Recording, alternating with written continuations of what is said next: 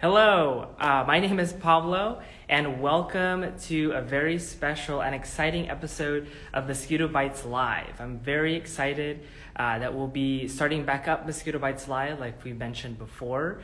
You've seen us bringing Mosquito Bites Live during our Bite Back tour. We went to Alhambra, San Gabriel just this morning, and we were in Monterey Park just last week.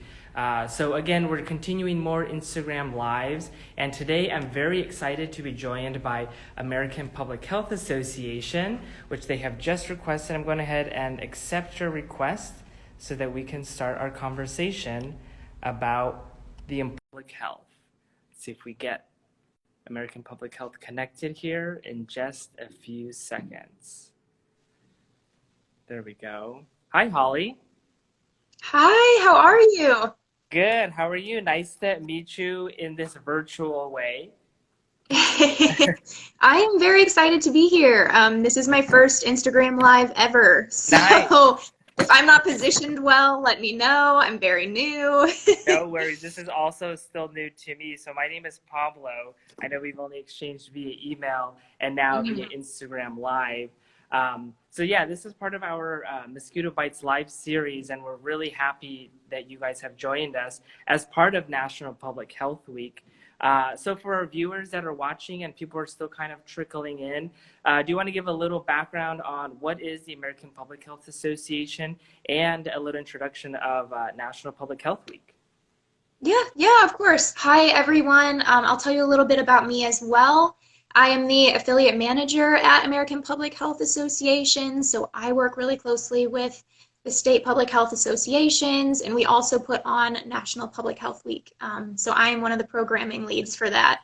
And I am new to public health, but it has been extremely exciting for me. I actually come from an events background, so being able to be in public health now and to do all of this incredible work is so inspiring and so important. So for folks on the line who are unfamiliar with National Public Health Week, I can give you the Spark Notes version just to be mindful of time today. And it's happening right now, just in case anyone didn't know. So we kicked off yesterday, April 5th, and it's going to continue through Sunday, April 11th. And our theme this year is building bridges to better health. So even though unfortunately we can't be together this year, we do think it's still really important to be able to come together and share ideas. Definitely. And That's then awesome. also, Oh, go ahead. yeah. Go ahead. Oh, okay. I'm almost done, I promise.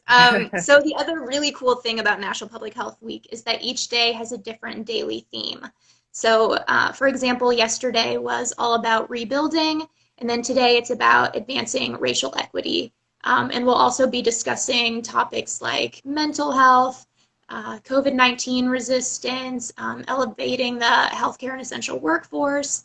And then with all of those different daily themes, if there's anything that you're particularly interested in, nphw.org is a great place to go to learn more. We have daily fact sheets on all of the daily themes. So say you're particularly interested in climate change. Our APHA colleagues put together a really wonderful document just to walk people through and to help educate them. And it's a great way to learn more. So that's my very quick National Public Health Week spiel. If there's anything else you want me to dive deeper into, I'm happy to do that. Definitely. And I think you really touched on a really good point there. And that's when I think one of the more important things that I want to really highlight in our conversation today is, Mm-hmm. we're living through this pandemic because of COVID-19, and the word public health has been thrusted at the forefront of almost Mm-hmm. every national and global conversation. And I think an important thing to understand is that public health is, if you can see my hands here, public health is a huge category to take in. And like you just Mm-hmm. mentioned, within public health, there's so many different categories of different things that you can focus on, get involved with, study, or devote yourself to.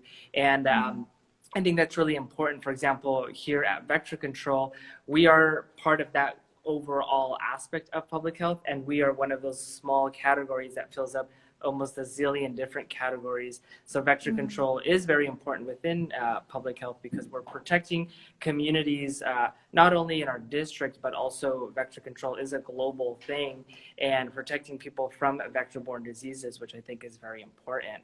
And that kind of leads me to my first question is, Mhm. why does public health matter? We've heard the word so often, and I still kind of hear that the spinning wheel in people's heads kind of trying to understand, well, what is public health? What does that mean?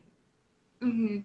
It's a question that I think about a lot, especially being new to public health and being able to see all of these efforts with fresh eyes, and so much gratitude because I truly had no idea what all encompassed public health, what that work really meant, and also how hard people work in this field. It is truly inspiring to be around those folks every day. So when I think about public health and why it matters, I think about what public health is, and it's all about protecting our people and our communities, all about doing what we can to make sure we're keeping folks safe, and also really focusing on prevention. So it can be anything from public health professionals advocating for access to clean drinking water, or with you, Pablo, with the district trying to keep people safe from vector-borne diseases, just doing everything that we can to keep our communities safe. That's why it's important and so incredibly important right now. Yes, and I definitely agree with that. It's very more, we try to do as much prevention as possible so that our work isn't more reactive. And I think we've Mm-hmm. seen a lot of that, especially now as, we're all used to face masks, going inside, going to the store or anything like that, making sure we're washing our hands, not touching our faces. These are all public health issues. And that's one thing that I have definitely come to admire, especially during our world of COVID, is that all this stuff comes from public health. These are public health professionals that have been, figuring out how do we protect ourselves, and also, how do we protect one another as a community from Mm-hmm. things like COVID-19 or other things like within mosquito control or other aspects that deal with public health. Mm-hmm. And that leads me to my second question is we hear a lot about communities and community building within public health. What exactly, what do you define as a strong community? Mm-hmm.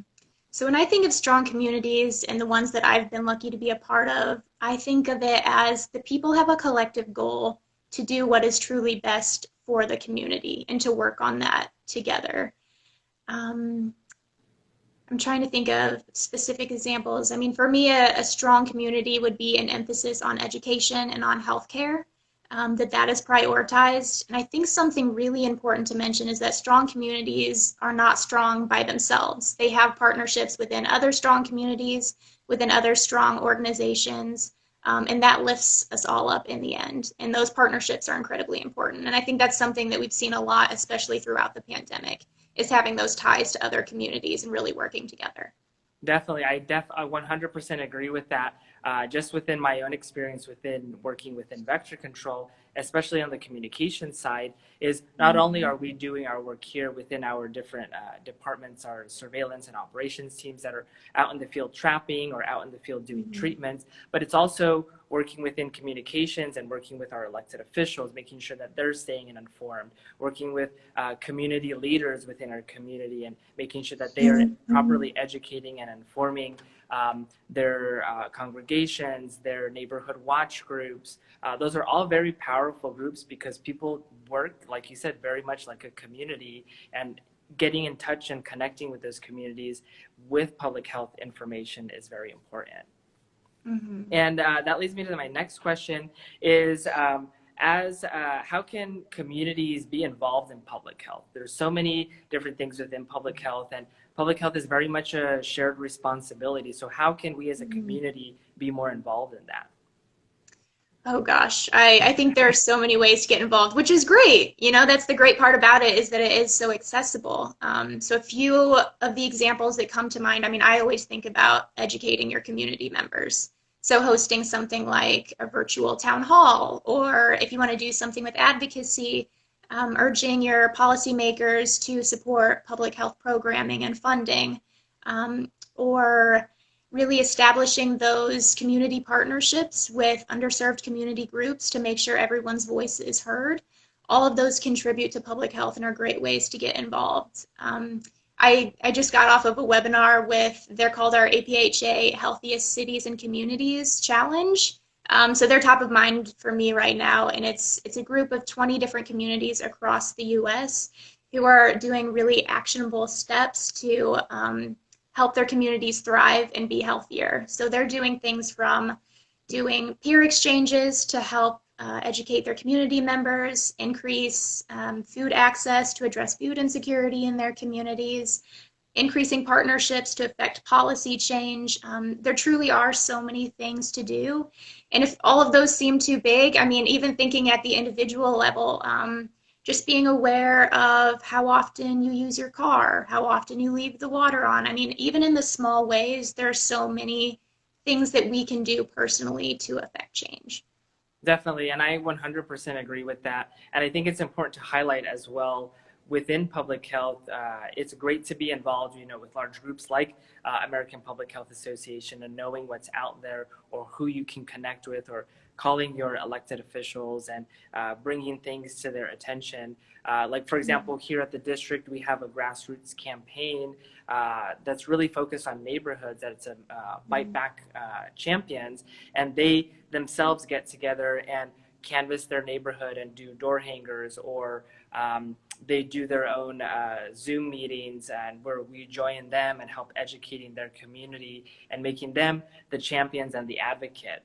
And I think another important thing to highlight, which you also touched on, was it doesn't have to be, this big grandiose thing. It can be something as simple as, like you mentioned, thinking twice before you drive down to the store that's down the street. In vector control, our messaging is tip, toss, protect. So it's as simple as tipping out any stagnant water in your community or in your front yard, removing any sources, and then making sure that you're using mosquito repellent. Something that I personally always really like and like to focus back when we were able to be at community events and speaking with the community is just that one-on-one engagement with residents and answering their questions at a one-on-one level like that is so impactful, because they then are able to take that information and share it with their grandparents, share it with their parents, or whomever is their community. And I think that's something really important, that public health can be, this big, great thing, but it can also be that small action of just, talking to your grandma about mosquito repellent, or talking to your grandma about staying informed on what is important. Those are little things that are very important in public health.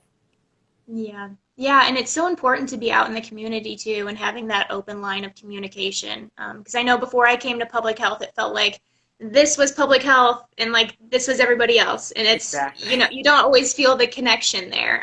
Right. So I think that's, I mean, if we can look at good things perhaps that came out of the pandemic, is just having that open line of communication, having that transparency, always making sure we're sharing information when we have it.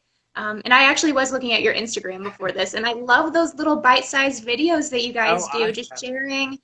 sharing tips. I mean, it's just a quick, easy thing that you can look at and something that really helps your community. So I think that's Definitely. great, and I might steal that idea actually. Take away, use whatever resource you find helpful. And again, that's those little things, just using a small little item like that. And that's a perfect segue into my next question is, going through this global pandemic, we've seen, things from all over the world. We hear things that are happening in France. We hear things that are happening in larger communities. And so working in public health, how can public health professionals, how have public health professionals and initiatives changed to support communities that need this important information?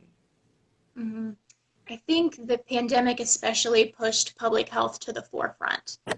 So I think when it comes to things that people are really paying attention to, it is that communication and that transparency and having those really strong bonds within your community.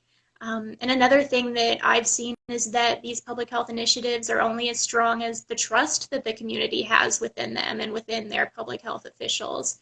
And that's something that I've seen, is that the public's trust in public health organizations, unfortunately, has been wavering. And it's been definitely hard fought to win that trust back. So I think something that public health professionals have really had to do is to learn from their community, to really listen to what their concerns are and to address them. At least speaking from my experience working with state health associations, I've seen how hard they've worked for an equitable rollout of the vaccine and how hard they've worked with addressing vaccine hesitancy within their own communities and their own obstacles in dealing with that. So it's very inspiring work. It's also very tough work. I think it's been a really challenging time for public health professionals. And also, it's something that I'm really happy that we're doing Sunday for National Public Health Week. Sunday is all about supporting our healthcare and our essential workers and really thanking them for all that they've done for us for the past year. Definitely, and you touched base exactly on what I was thinking within public health initiatives and how we are able to continue to build that trust. And it's all about doing things like this, doing an Instagram live, having conversations where people are having these types of conversations where misinformation or false information unknowingly gets shared. Sometimes, the information is shared with goodwill, but sometimes it's not the correct information, not coming from the correct resources. And I think it's really important for public health agencies to continue to build that trust, to develop that trust with their communities and reach the communities that need it the most, especially underrepresented communities. Here in San Gabriel, we have so many people represented in our area from different languages, different cultures. So that's something that we take great pride in understanding is how do we communicate to these groups, and how can we effectively create that trust and level with them. And a lot of that is being out in the community, being on platforms where people are having these conversations, but also being more creative with the stuff that we do, like doing an Instagram live or creating, bite-sized information on our social media platforms that people can easily share, or even having things like we have a big educational tool. Her name is Ada Ease, this giant mosquito, and we use her as a great initiative for ways that we can communicate with our public. Oh, there she is. She's buzzing around here. And so we use Ada, as you can see, as a great way to able to communicate with our community and people across all ages, adults, children, other public health professionals. People love to see her and immediately engage with that. So those are really important things that we continue to find, not only more creative, but new ways to be able to communicate with our communities in our district. Mm-hmm. And so she's definitely stealing. She's very distracting. Yeah. Good thing I had my repellent on earlier. And my last question is more of a fun question, a question that I'm asking everybody on our Mosquito Bites Live is, so if you were Mosquito, anything that you find pesky about mosquitoes, if you were Mosquito, what would your name be? Ooh. It's not super creative, I'll be honest. It'd probably be Skeeter the Mosquito, because that's what I called mosquitoes when I was a kid growing up in Missouri, where mosquitoes were horrible. Yeah. Definitely. Well, that's a great name. So I know you guys have a Twitter chat coming up tomorrow, correct? Yeah, and I can talk a little bit about that. I forgot to mention it at the beginning, but I definitely want everyone who's watching to participate. It's going to be a lot of fun. So the Twitter chat is tomorrow, so Wednesday, April 7th at 2 p.m. Eastern, which I believe then would be 11 a.m. Pacific. Yes. Correct me if I'm wrong. Okay. And it's going to be the biggest public health conversation. It's going to be an hour. It's going to be very busy, very fun. We do recommend that you RSVP ahead of time, so you can do that at nphw.org. Also, if you go to the registration link, you can see all of the questions. So if you're representing an organization and maybe you haven't done a Twitter chat before and that makes you a little bit nervous, there's also the opportunity then to prep your answers. So we'll be going through 8 different questions, touching on everything from what drives your work to climate change to racial equity, of course, COVID. It's going to be a really exciting time, and I hope you all can join us. Definitely. Well, I look forward to your Twitter chat tomorrow and everything else that you guys continue to do for National Public Health Week. I think it's a great initiative that continues to grow every year and get the word out about how important public health is, not only to our communities, but making sure that we all stay informed, and hopefully we can all move past this pandemic and hopefully move into a new sense of normalcy once vaccine rollout continues and we're all able to be in public events safely once again. Mm-hmm. Yeah. And thank you for having me. I really appreciate it. Yeah, well, thank you so much to the I, American Public Health. Ada's definitely saying hello. Thank you so much to the American Public Health Association for joining us. Thank you, Holly, for your Mhm. time. We know you guys have Mhm. a lot of stuff going on and appreciate you connecting with us. Again, hopefully you guys will tune in for our upcoming Mosquito Bites Live that we have. We'll be rolling out more of these Instagram lives. So if anybody out there watching that has a cool background in public health or thinks of cool topics that you would like to see within vector control, shoot us a DM and we'd be happy to make something happen. So again, thank you, Holly. Thank you. Hopefully Ada Ease I'll swatter away here soon. And thank you to the American Public Health Association for joining us today. This is a great Instagram Live to kick off our series here. Mhm. Yep. Thank you so much. Great. Happy Thank National you. Public Health Week, everyone. Thank you. Bye.